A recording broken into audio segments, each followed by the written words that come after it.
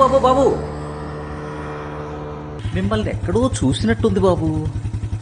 ఎక్కడ చూసారండి? మొన్న ముఖ్యమంత్రి గారి ప్రమాణ స్వీకారం అయినప్పుడు అందులో మీరున్నారు కదా? లేనండి.